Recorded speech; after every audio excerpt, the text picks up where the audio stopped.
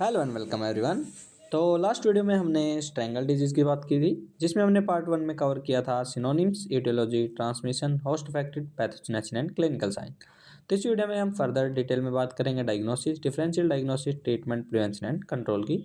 तो आशा करता हूँ कि आपने पार्ट 1 देख लिया होगा और इस वीडियो में हम इस डिजीज़ को कवर कर लेंगे। बहुत सारी बैक्टीरियल डिजीज़ की वीडियो चैनल पर देखने को मिल जाएगी। अगर आप वेटनरी फील्ड से रिलेटेड है तो आपके लिए बहुत सारी इंपॉर्टेंट हो जाती है। और अगर आप चैनल पर पहली बार आए हैं तो चैनल को सब्सक्राइब जरूर करें।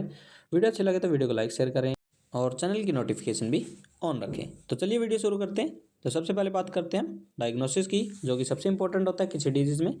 तो सबसे पहले आप क्लिनिकल साइन से आइडेंटिफाई कर सकते हैं। फिर भी नहीं पता चलता तो आप आइसोलेट कर सकते हैं, उसे आइडेंटिफाई कर सकते हैं। एक होती है स्पेशल ग्राम स्टेन। अगर आप नेजल स्वैब से ग्राम स्टेन करेंगे तो आपको फ्लोरोसेंट पर्पल कलर की स्ट्रेप्टोकोकस इक्वाई देखने को मिलेगी। एक होता है कमर्शियल टेस्ट, जिसमें आप सीरम इम्यूनोग्लोबिन एम एंटीबॉडी के टाइटर को मेजर करते हैं और फिर डिफरेंशिएट करते हैं कि ये वैक्सीनेशन की वजह से है, नॉन वैक्सीनेटेड डिजीज़ की वजह से। तो ये टेस्ट आपको एक्यूट केस को डायग्नोस करने में हेल्प नहीं करेगा। और लास्ट में जो इसकी टाइटर की वैल्यू होती है आप देख सकते हैं, वो हॉर्स में इंडिकेट करेगी मेटास्टैटिक इन्फेक्शन या प्योरा हेमरेजिका, जो हमने क्लिनिकल साइन में डिटेल में बात की थी।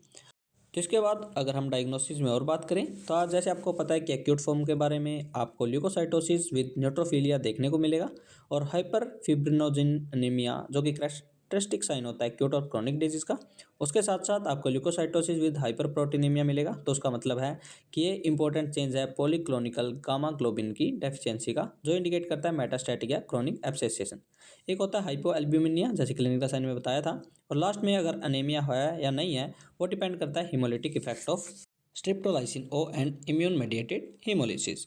अब बात करते हैं डिफरेंशियल डायग्नोसिस की। जैसे स्ट्रेंगल हॉर्स की डिजीज है तो आपको हॉर्स से रिलेटेड हर एक डिफरेंशियल डायग्नोसिस का पता होना चाहिए। जैसे equine viral arthritis, equine viral rhinopneumonitis, equine influenza, equine rhinovirus और इक्वाइन एडिनो वायरस।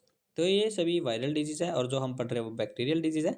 तो इन सभी में आप इजीली डायग्नोस कर सकेंगे ब्लड रिपोर्ट से भी, और जो मैंने क्लिनिकल साइन बताए उसके साथ साथ जो डायग्नोसिस के आपको हर एक मेथड के बारे में डिटेल में डिस्कस किया है। चलिए अब बात करते हैं ट्रीटमेंट की।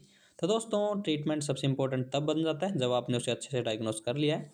तो हॉर्स को सबसे पहले आपको फीडिंग और वाटरिंग प्रोवाइड करनी है ताकि वो स्टेबल हो जाए। उसके बाद आपको मॉनिटर करना है to avoid secondary bacterial infection के लिए।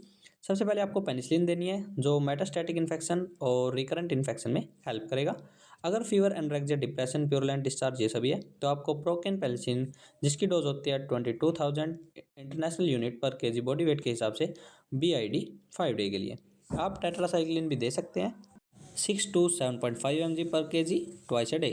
गटरल पाउच एम्पाइमा में आपको क्या करना है, उसे फ्लश करना है with sterile isotonic electrolyte solution यानी कि NaCl से। और लास्ट में आप सपोर्टिव थेरेपी में नसेट दे सकते हैं और हॉट पॉलिटिक्स, जो रिड्यूस करेंगे स्वेलिंग को और पेन को या रप्चर करेंगे एब्सेस को। तो इस पूरी ट्रीटमेंट को आपको याद रखना है। चलिए बात करते हैं सेकंड लास्ट पार्ट यानी कि प्रिवेंशन की। तो दोस्तों सबसे पहले सीरम इम्यूनोग्लोबिन जी, जो कि अगेंस्ट होता है SCM प्रोटीन के, वो प्रिवेंट करेगा इन्फेक्शन को। तो ये आपको डेवलप करनी पड़ेगी। वैक्सीनेशन आप कर सकते हैं मेयर में 4 to 6 वीक ऑफ गेस्टेशन या फॉलिंग पीरियड में, IM। और लास्ट में दो जीन होते हैं, जीन HAS-A एंड HAS-B, जो कि रिस्पॉन्सिबल होते हैं कैप्सूल फॉर्मेशन में। अगर आप इन्हें हटाकर कोई लाइव स्ट्रेन वैक्सीन बनाते हैं तो उसका ज़्यादा इफेक्ट होता है, लेकिन ये सिर्फ आप हेल्दी एनिमल में यूज़ कर सकते हैं, नॉट फॉर इन्फेक्टेड हॉर्स और आउटब्रेक की कंडीशन में। तो चलिए बात करते हैं लास्ट पार्ट यानी कि इस डिजीज़ को हम कैसे कंट्रोल कर सकेंगे। तो कंट्रोल में आपको सबसे पहले आइसोलेट करना है जो भी इन्फेक्टेड एनिमल होता है। उसके साथ आपको कोलोस्ट्रम फीडिंग करानी है फॉल्स में, जो कि पैसिव इम्यूनिटी देगा 4 मंथ के लिए। लेकिन जो मेजोरिटी ऑफ फॉर्स होते हैं उनमें सॉलिड इम्यूनिटी डेवलप हो जाती है 5 ईयर के लिए। सबसे पहले आपको उसकी मूवमेंट रोकनी है, क्योंकि आउटब्रेक आप इसी से कंट्रोल कर पाएंगे। अपर एयरवे और गटरल पाउच के आप एंडोस्कोपिक एग्जामिनेशन कर सकते हैं। अगर आपको गटरल पाउच का इन्फेक्शन लग रहा है तो आप उसे ट्रीट करें, उससे आप एलिमिनेट कर पाएंगे इसका इन्फेक्शन। और अगर आपको लग रहा है कि ओपन इन्फेक्शन है तो उसे टॉपिकली ट्रीट करें और ट्रैकोटोमी कर सकते हैं अगर अपर एयरवे ऑब्स्ट्रक्शन आपको देखने को मिल रहा है।